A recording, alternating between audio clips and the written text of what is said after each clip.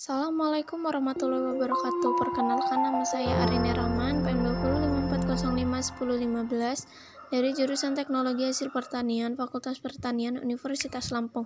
Di sini saya akan menjelaskan materi statistika dasar distribusi Poisson dan normal. Yang pertama, distribusi Poisson.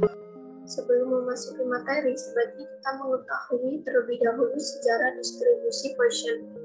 Distribusi Poisson disebut juga distribusi peristiwa yang jarang terjadi. Ditemukan oleh S.D.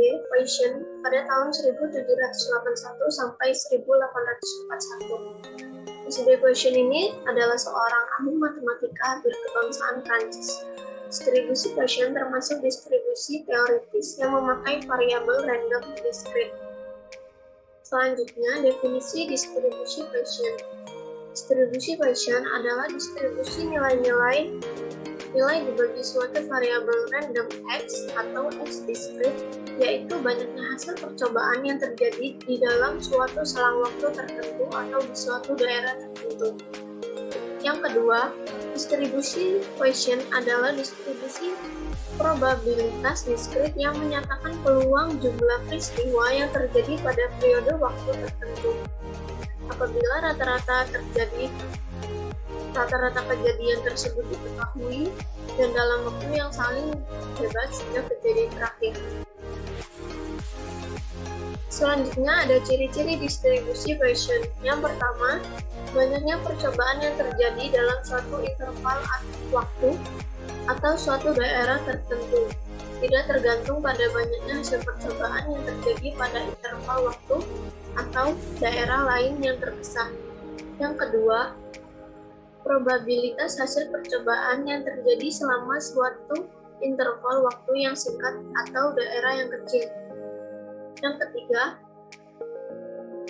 probabilitas lebih dari satu hasil percobaan yang terjadi dalam interval waktu yang singkat atau dalam daerah yang kecil dapat diabaikan.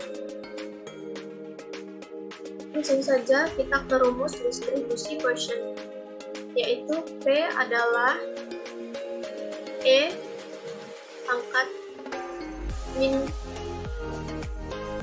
mu dikali mu pangkat X, di mana E adalah nilai sebagai berikut, dan mu adalah rata-rata keberhasilan, yaitu N dikali dengan P.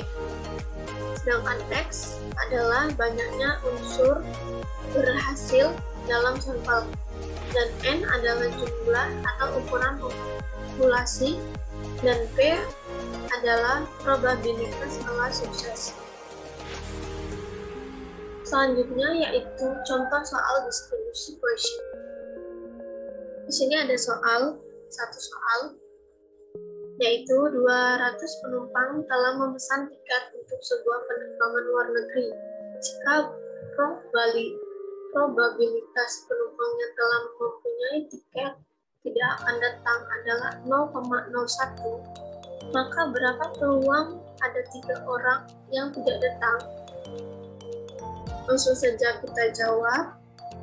Diketahui N-nya itu 200, dan ini adalah jumlah atau ukuran populasi, dan kemudian P sama dengan 0,01, dan X-nya sama dengan 3, dan mu-nya sama dengan N dikali P atau 200 dikali 0,01, yaitu 2. Kita menggunakan rumus P adalah E pangkat min mu dikali mu pangkat X. Langsung saja kita jawab.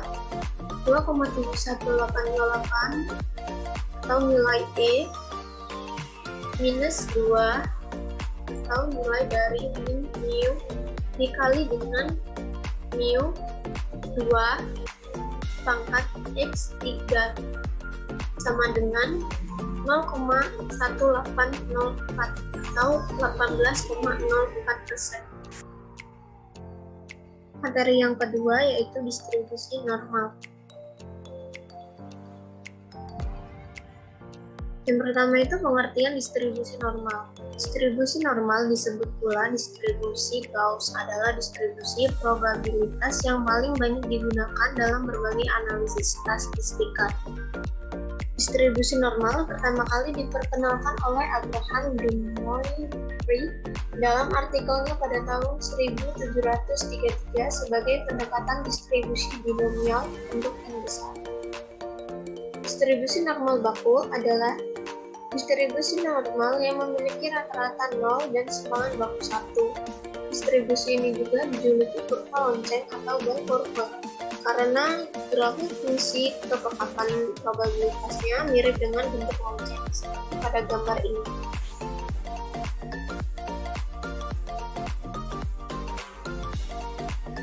Langsung saja kita perumus distribusi normal, yaitu fx sama dengan 1 dibagi sigma akar 2 pi dikali e pangkat minus setengah dikali x min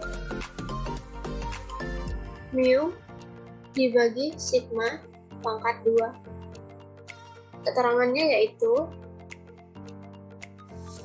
Pi sama dengan konstanta dengan nilai 3,14159 dan seterusnya, dan E sama dengan bilangan eksponensial dengan nilai 2,7183 dan seterusnya, dan mu sama dengan rata-rata atau mean dari data, dan sigma adalah simpangan waktu data berdistribusi normal. Kemudian untuk mencari nilai Z dapat dihitung dengan rumus yaitu Z sama dengan X dikurang mu dibagi sigma.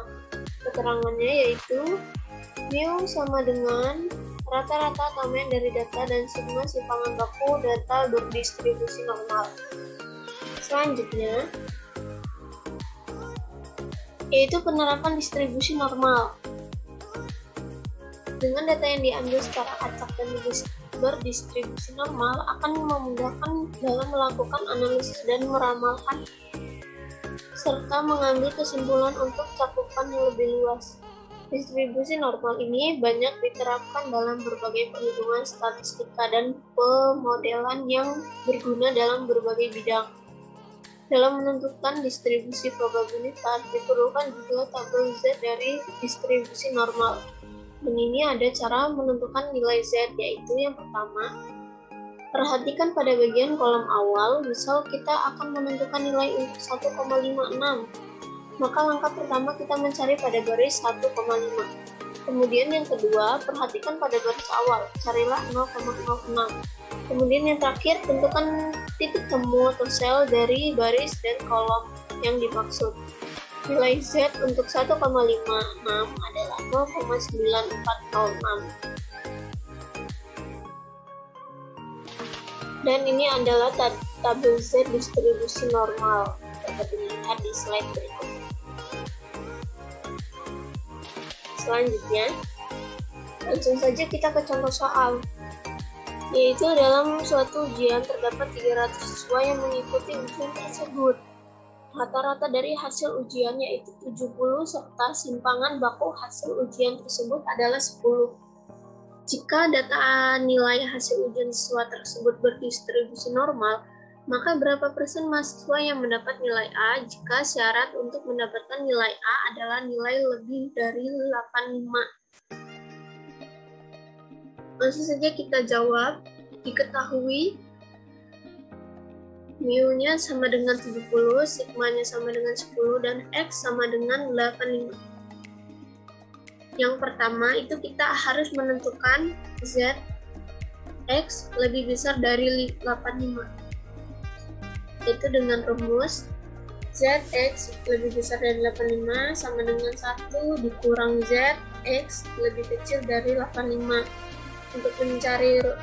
Untuk menghitung rumus tersebut, kita harus menghitung terlebih dahulu ZX lebih kecil dari 85, yaitu Z sama dengan 85 dikurang 70 dibagi dengan 10. Hasilnya 15 dibagi 10 sama dengan 1,5. Ini untuk nilai Z X lebih kecil dari 85. Kemudian yang selanjutnya nilai Z untuk 1,50 adalah 0,9332. Ini didapatkan dari tabel data Z. Sehingga ZX lebih besar dari 85 sama dengan 1 dikurang 0,9332, yaitu dengan hasil 0,0668 dan kemudian dipersenkan menjadi 6,68%.